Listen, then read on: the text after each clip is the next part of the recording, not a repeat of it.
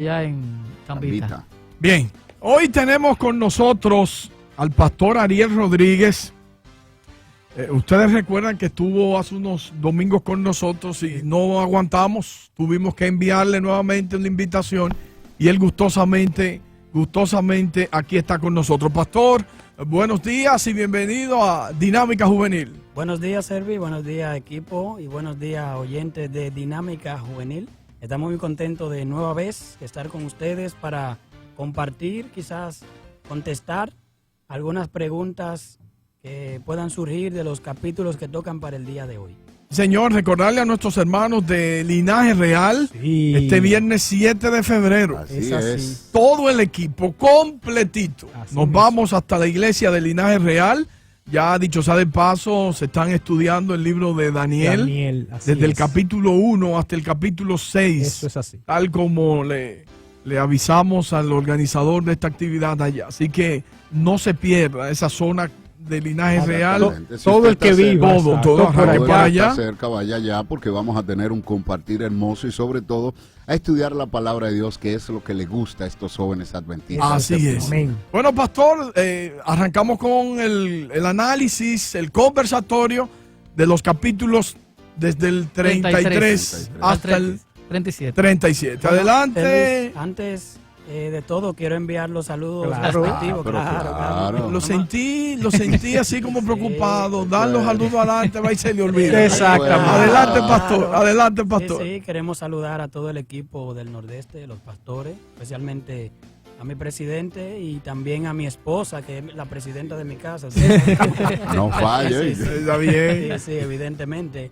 Y a todos mis hermanos de La Vega y aquellos que nos escuchan, pues un saludo especial.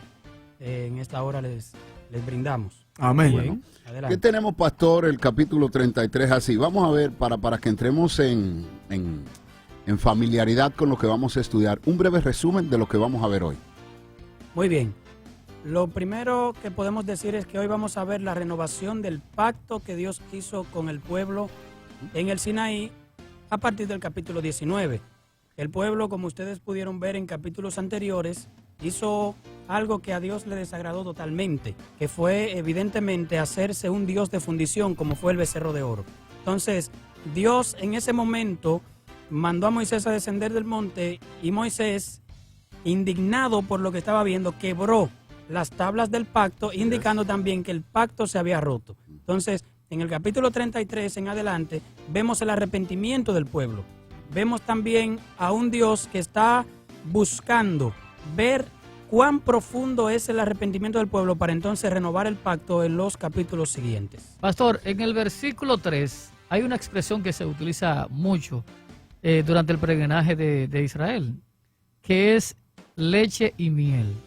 La tierra que fluye leche y miel. Yo creo que usted nos explique esto. Y también Dios le dice a Moisés que no iría con el pueblo, porque era duro de servir y era un pueblo rebelde, pero que como que iría con ellos, pero que tenía que quitarse todas las joyas. Entonces yo me pregunto, ¿qué tantas joyas era que tenía este pueblo cuando utilizaron joyas también para hacer el becerro de oro y aún ahora tienen joyas? Esas dos preguntitas para empezar. Muy interesante. Bien, esa frase de la tierra que fluye leche y miel es realmente una metáfora.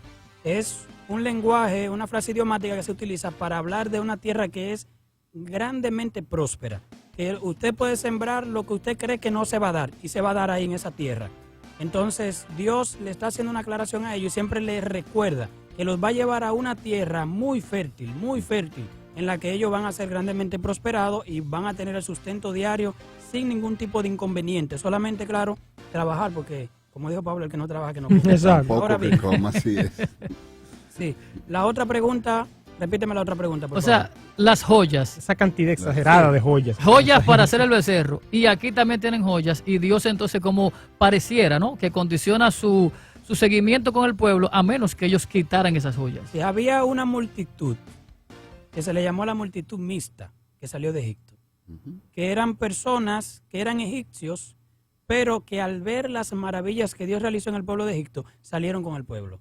El pueblo que salió, que eran los hijos de Israel, pidieron a sus vecinos que le diera todo lo que ellos pudieran, y los vecinos encantados para que ellos se fueran de Egipto, porque era un azote la presencia de Dios en el pueblo, le dieron todo tipo de joyas, todo tipo de alhajas, metales preciosos y de todo. Entonces, ellos se fueron grandemente cargados. Dicen comentaristas que lo que hizo el pueblo pacíficamente fue que despojó al pueblo de Egipto de la mayor parte de sus pertenencias. Entonces, estamos hablando de más de 1 millón de personas, o más de 2 millones de personas que iban caminando, peregrinando hacia la tierra prometida. Imagínate, por ejemplo, que cada persona de esa tuviera 1 libra de oro, digamos. Solamente 1 libra de oro. Estamos hablando de más de 2 millones de libras de oro. Entonces, Bastante. ahí un becerrito no iba a pesar ni siquiera 2.000 libras de oro, me imagino. ¿Me doy a entender? Entonces, en ese sentido, ellos tenían muchas pertenencias, muchas joyas, muchos metales preciosos. Los sacaron de Egipto, y el quitar los atavíos es por lo siguiente. La mayoría de joyas que ellos llevaban tenían simbología que les recordaban a los dioses antiguos. Porque recordemos, como ya dije anteriormente, que había una multitud mixta que andaba con ellos, que era realmente la multitud que incitaba al pueblo a rebelarse. Fue la multitud que incitó al pueblo a hacer el becerro de oro, la multitud mixta. Entonces, en este sentido, Dios le pide a ellos, quítense los atavíos, porque esos atavíos siempre le iban a hacer un tropezadero, porque le estaban recordando lo que eran los brazaletes, las cadenas, los collares y todos los demás, le recordaban la antigua adoración y lo inducían a adorar. Bien, pastor.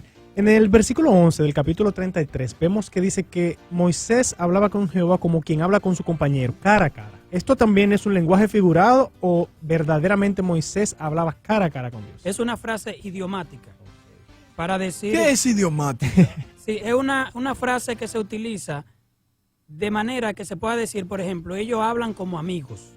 Tienen una intimidad de amistad personal. ¿Por qué? Porque en lo adelante, ustedes ven que en el capítulo 34... Que vamos para allá ahora mismo. Sí, Dios le dice a Moisés, tú vas a ver mi gloria, pero no vas a ver mi rostro. O sea, que Moisés no lo había visto el rostro, ni lo iba a ver tampoco. O sea, él hablaba cara a cara, es una expresión para decir, ellos hablan como amigos. Tienen mucha Sí, sí. cercanía.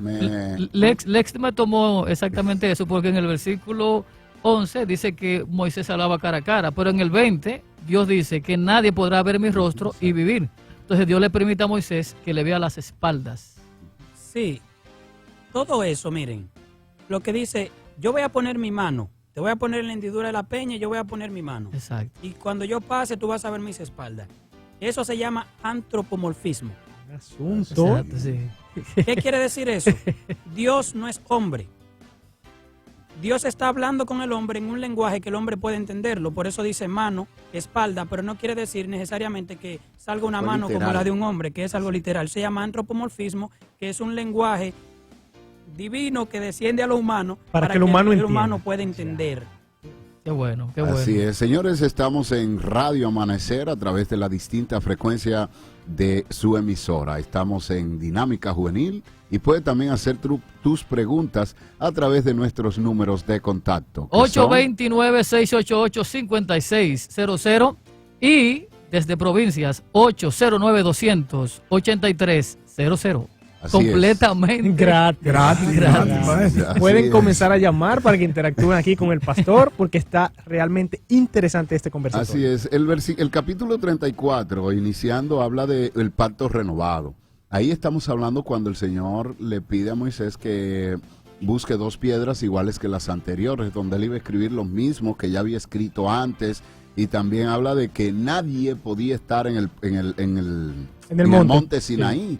Y eso significaba algo de reverencia, algo que tenía que ser entre ellos dos, por asunto de que el pueblo no estaba listo o se había salido de las manos, algo El así. pueblo no estaba preparado para subir al monte, evidentemente, porque justamente habían terminado de salir de una apostasía o estaban reponiéndose de una gran apostasía.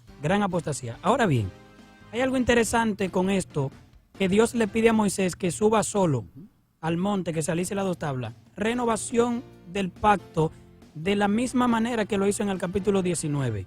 le dice primero, sube solo, nadie suba contigo, nadie se acerque a los linderos del monte para que no muera. Incluso los animales, dice Sí. ahí que ni bueyes, ni ovejas, ningún Nada. tipo de animal podía estar en esa Porque, zona. o sea, la presencia de Dios se iba a manifestar de una manera tan terrible en el monte para que las personas pudieran ver que no era cualquiera que estaba ahí arriba, sino que era el Dios Todopoderoso. Y este mismo se ve, por ejemplo, le pide lo mismo que en el capítulo 19 para indicar que es el mismo pacto que está renovando, que no es que está haciendo otro pacto con ellos, sino que está renovando el pacto que le dio al principio. Pastor, en el capítulo 34, ya estamos acá, el versículo 7, dice que Dios castiga la maldad de los padres en los hijos o sobre los hijos hasta la tercera y la cuarta generación. Yo me pregunto, ¿por qué? Porque, o sea, si Elvis es mi padre y él cometió un pecado, ¿por qué dice la Biblia que Dios tiene que castigarme a mí hasta la cuarta generación por el pecado de mi padre? Sí, hay algo interesante con relación a eso. No quiere decir, por ejemplo, que si el padre peca, Dios va a hacer recaer su justicia sobre el hijo. No necesariamente. Ahí hay algo que hay que evidentemente interpretar, porque entonces nosotros encontramos otra declaración en el libro de Deuteronomio que dice que Dios no va a hacer que el hijo muera por el pecado del padre ni el Exactamente. padre por el pecado del hijo, sino lo que Dios quiere decir aquí. Mira qué es lo que sucede. Un padre alcohólico hereda hábitos a sus hijos que lo inducen al alcoholismo. Entonces, si el hijo sigue el mismo patrón de conducta del padre, entonces va a recibir la misma consecuencia del padre. Eso es lo que Dios de una u otra manera está diciendo. Nota que en el pueblo de Israel se manifestó eso de manera muy clara. Ellos estaban muy acostumbrados y muy habituados a la idolatría. Y las generaciones que le sucedieron también caían en imitaban la eso. idolatría. Caían en la idolatría y caían en los juicios de Dios sobre ellos. Ahora, cada vez que había una persona que era justa, Dios lo distinguía y lo elevaba a una posición donde todo el mundo reconociera que Dios es justo y que Dios ama a la persona que es íntegra de corazón. Bien. Recuerden, señores, a todo el que está en sintonía, pueden escribirnos al WhatsApp. Es el mismo número. No llamen, es el mismo número. Pueden escribirnos el 688-5600, 829-688-5600. Pastor, capítulo 35. Vemos que comienza con unas órdenes que Jehová dio y comienza hablando del sábado, nuevamente, porque en el estudio de la semana pasada vimos que también se habló, cuiden el sábado. Y desde que nos dan los 10 mandamientos, el sábado se menciona varias veces. La importancia de esto, de repetírselo tanto a esas personas. Y ahí mismo, pastor, ¿por qué tan drástica la medida ante la violación del sábado? ¿Por qué tenía que ser pena de muerte? O sea, yo a veces me pregunto, oye, pero ¿no será muy drástico eso que Dios mande a castigar con pena de muerte a aquel que viola el sábado? Incluso si se encendía fuego en la casa, Ah, también es otra- había inconveniente. Agarre toda esa preguntita ahí. Oh, Y denos un ¿por estudio qué? del sábado. ¿Por qué? No enciendan fuego en sábado. Era No. que no se cocinara solamente o era que no prendieran fuego literal. Agarre toda esa preguntita y usted no la responde. Muy bien, vamos a ver por dónde vamos a empezar. Lo primero es que se menciona el sábado porque es un asunto muy importante para el pacto que Dios hizo con el pueblo de Israel. ¿Por qué pena de muerte para una persona que pudiera quebrantar el sábado? Porque el sábado estaba al mismo nivel que los demás mandamientos. Por ejemplo, había pena de muerte para una persona que le era infiel a su esposo o esposa. Había pena de muerte para una persona que delinquía tomando lo que no era de él o de ella, robando.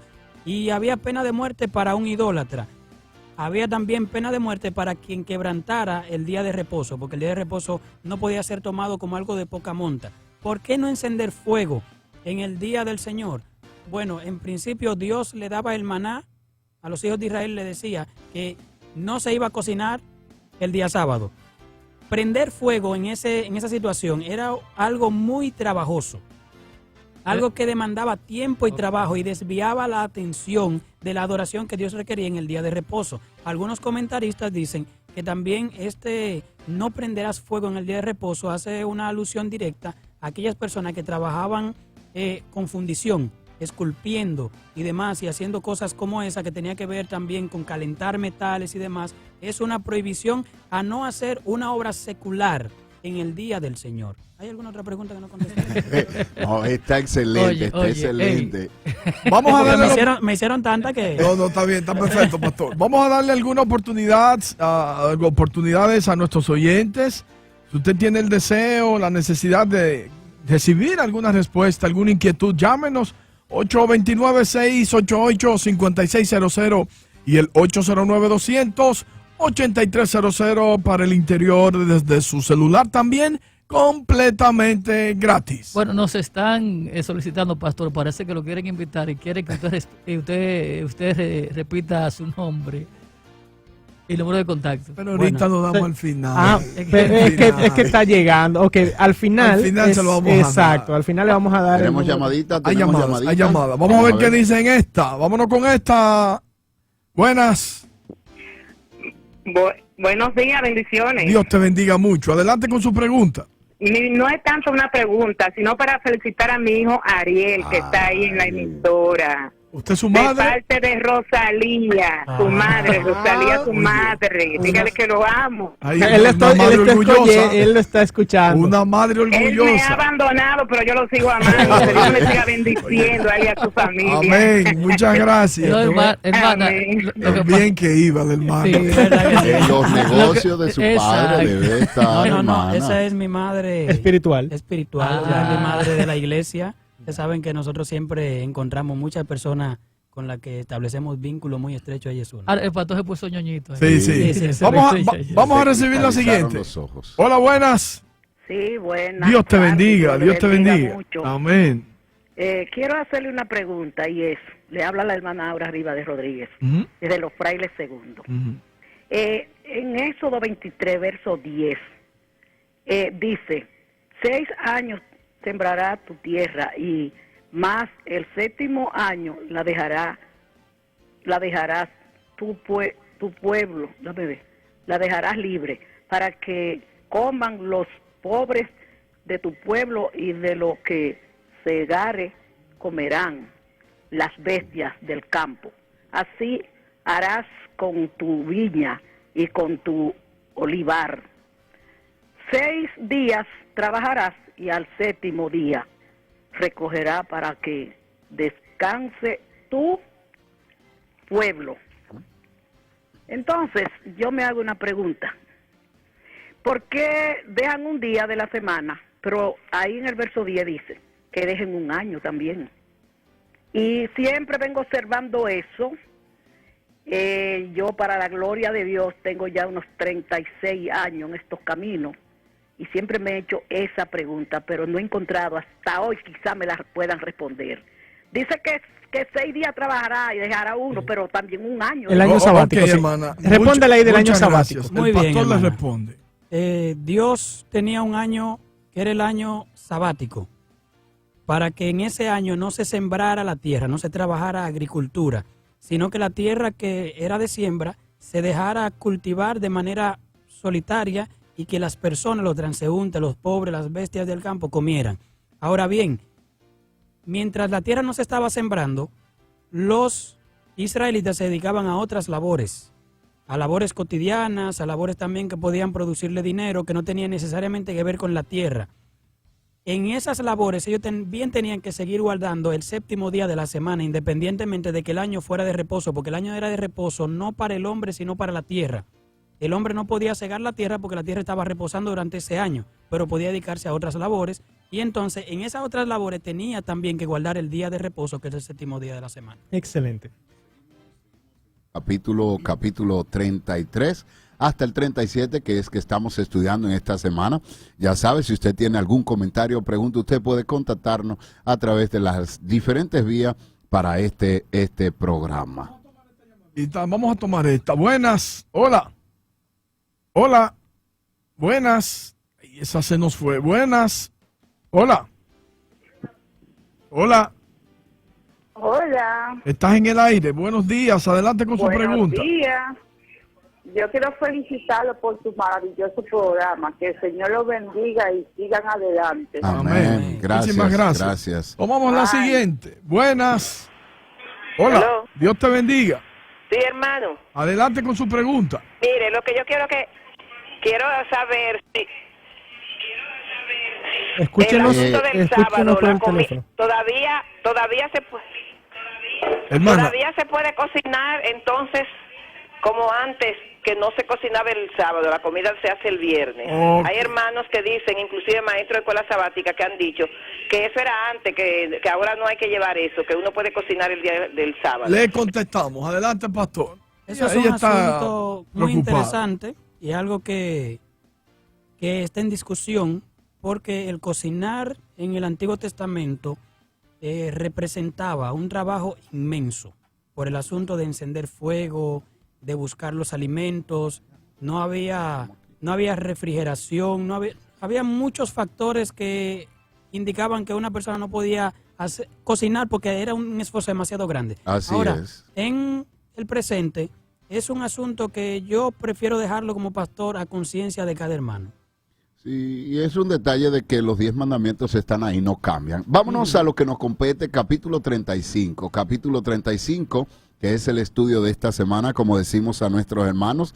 Vamos a concentrarnos semanalmente pues en los capítulos que estudiamos para poder aprender mucho más de la Biblia. Miren, el capítulo 35 ya hicieron las preguntas de los primeros 3 versículos.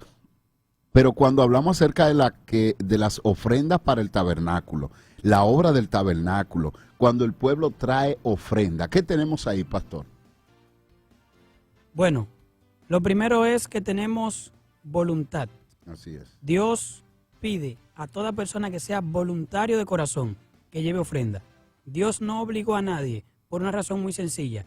El tabernáculo iba a ser un punto de encuentro, el tabernáculo ya como tal, porque hay una tienda de reunión que se menciona, que es otra cosa que pudiéramos también hablar de eso en un momentito, pero esas ofrendas significaba que la persona debería de poner su empeño, su voluntad y su interés en que se construya una relación entre Dios y el hombre, porque recordemos que Dios está pidiendo un tabernáculo para él habitar en medio de su pueblo. Y esto es algo interesante, lo que tiene que ver con el tabernáculo, porque ¿por qué un tabernáculo?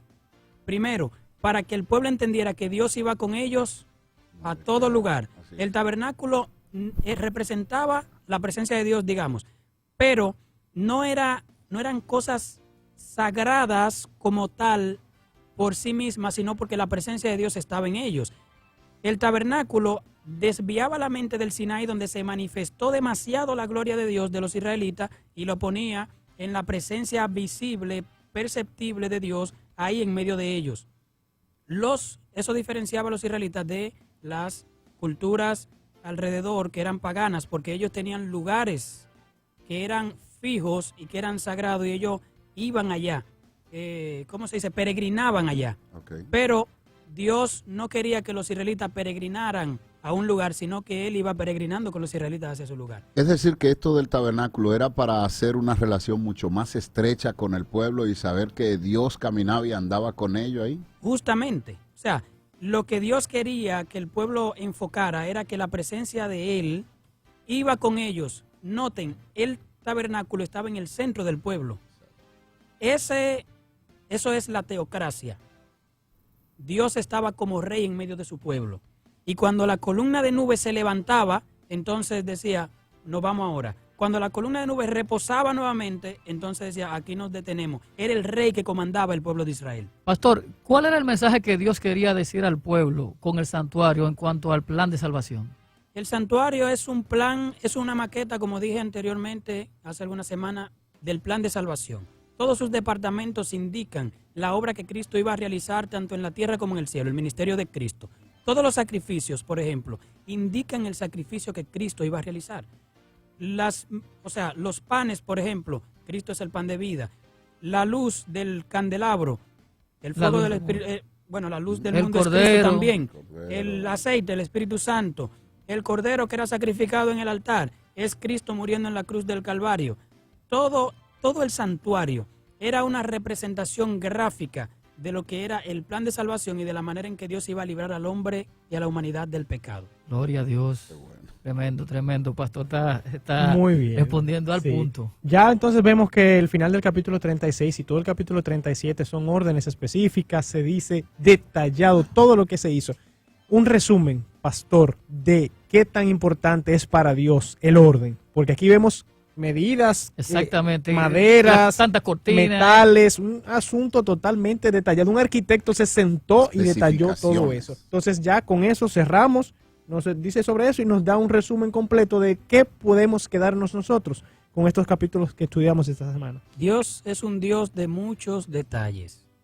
Si usted nota y usted lee, por ejemplo, la elaboración del santuario, de los muebles y demás, básicamente no hay diferencia significativa en el orden que Dios lo dio entre el capítulo 25 y 26 y la realización entre el capítulo 36, 37 y 38 más o menos. No hay básicamente dos pequeñas diferencias que son insignificativas en el orden. Dios le dice, van a hacer esto, esto, esto, y ellos comienzan a hacerlo a sí mismos en el mismo orden. ¿Por qué? Porque primero, Dios se complace en la obediencia. Hay que hacer las cosas como Dios las dice. A veces nosotros estamos muy preocupados por hacer las cosas como nosotros creemos, porque creemos que el plan de Dios es peor que el nuestro, pero yo quiero decirle que el plan de Dios es mejor que el nuestro siempre. Amén. Ahora bien, hay algo que no quiero dejar pasar para dejar un mensaje así aplicativo a nuestra vida con relación a lo que tiene que ver con la presencia de Dios manifestada en el capítulo 33-34. Miren, Dios le dijo a Moisés, tú vas a ver mi espalda, no vas a ver mi rostro, porque no hay hombre que pueda ver mi rostro y vivirá. Eso está hablando claramente de mientras nosotros vivamos en la tierra, no va a haber un hombre que pueda ver a Dios, el rostro de Dios y vivir. Ahora bien, eso es una revelación de Dios. La manera en que Moisés intercede y la manera en que Moisés habla con Dios nos deja un ejemplo claro. Nosotros cada vez debemos de buscar acercarnos más a Dios. Moisés primero habla con Dios en una zarza que arde porque Dios se le manifiesta, pero después él va acercándose a Dios, entra al tabernáculo, resplandece el rostro de Moisés, resplandece y después le dice, mira, yo quiero que tú hagas algo conmigo para ver si es verdad que yo he hallado gracia en tus ojos, muéstrame tu gloria. O sea, déjame verte. Moisés le hizo un pedido atrevido a Dios, pero Dios es tan misericordioso y le gusta tanto relacionarse con el hombre que le dice, mira, yo te voy a mostrar toda mi bondad. Voy a hacer pasar todo mi bien delante de ti y tendré misericordia del que tendré misericordia y tendré piedad y seré justo. O sea, y él le dice, y después entonces se acerca a Moisés y le dice, mira, aunque no hay hombre que pueda ver mi rostro y vivir, yo me voy a revelar aún más a ti, porque tú te has atrevido a acercarte más a mí. Pastor, por esto fue, ya para terminar, que en esta ocasión el rostro de Moisés brilló y no la vez anterior cuando Dios le dio los 10 mandamientos. En aquella ocasión, cuando Moisés baja del monte, bajó normal. Sin embargo, ahora, cuando Moisés baja, dice que su rostro resplandecía a modo tal que para poder hablar tenía que ponerse un velo. ¿Fue por esta causa? Eso es símbolo del contacto directo e íntimo con Dios. Él llegó a una relación tan estrecha con Dios que ya el rostro de él estaba llegando a la glorificación. Wow. Llegando a la glorificación. Nosotros podemos llegar a una relación tan estrecha con Dios que podemos llegar al nivel. Ahora, le quiero decir, eso se crea viviendo cada día con Dios. Moisés vivía cada día con Dios. Hay que vivir cada día con Dios y eso nos va a ayudar a acercarnos más y alejarnos más del mundo, de manera que todo el mundo va a percibir en nosotros que hemos estado con Jesús. Amén. Excelente mensaje para cerrar. No quiero, pastor, que despidamos sin hacerle llegar un saludo de su prima Mayuri desde Maryland. Está en sintonía. Mayuri está en sintonía desde Maryland y le envía un saludo. Y Mayuri Gracias por esa amiga. ahora mía. sí, pastor, Y de prima mía. su nombre y su número de teléfono para que el que lo quiera contactar, invitarlo a una iglesia para que hable a los jóvenes, lo pueda hacer. Muy bien, mi nombre, como ya se ha dicho, es Ariel Rodríguez y mi número de contacto es 829-760-9129. 829-960-760-9129. Repítalo otra vez, pastor. 829-760-9129. Por favor, que llamen de día. Vidal de los Alcarrizos, pastor. Porque el pastor descansa. Vidal también le envía saludos. Un gran amigo mío. Ah, bueno. Ya usted Bueno, sabe. estamos agradeciendo al pastor Ariel Rodríguez, Tremendo. pastor actualmente en la provincia de La Vega, pero gustosamente cada vez que le invitamos, aquí está. Que Dios te siga usando, líder. Un placer. Recuerde estar que con este ustedes. programa es suyo, ¿eh? La gloria es de Dios y cada vez que nos inviten y podamos, estaremos aquí para compartir la palabra de Dios. Muchísimas gracias, pastor, y le esperamos en cualquier momento por aquí nuevamente. Muchas gracias. Ok. Dinámica juvenil.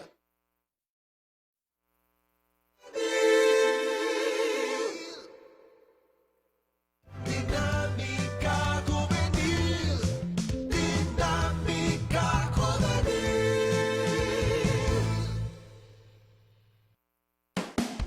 Ánimo arriba, abre tu vida. Aquí arranca la dinámica. Ánimo arriba, abre tu vida, aquí arranca la dinámica. Es hora de dinámica juvenil. Un reavivamiento de la verdadera piedad entre nosotros es la mayor y más urgente de todas nuestras necesidades. El buscar esto debe ser nuestro primer trabajo. La administración del conjunto de iglesias adventistas en el sureste presenta Señor, reavívame. Retiro espiritual de los últimos miércoles de cada mes desde las 9 de la mañana. Escucharás temas espirituales que serán de edificación para tu vida, temas para la familia y de salud, un escenario para presentar tus oraciones a Dios y estar en comunión con los hermanos. Señor, reavívame. Estos retiros se llevarán a cabo los últimos miércoles de cada mes en la Iglesia Adventista de Osama, en Santo Domingo Este. Organiza la Administración de la Iglesia Adventista del Sureste. Hay un lugar donde será tu hogar, en él podrás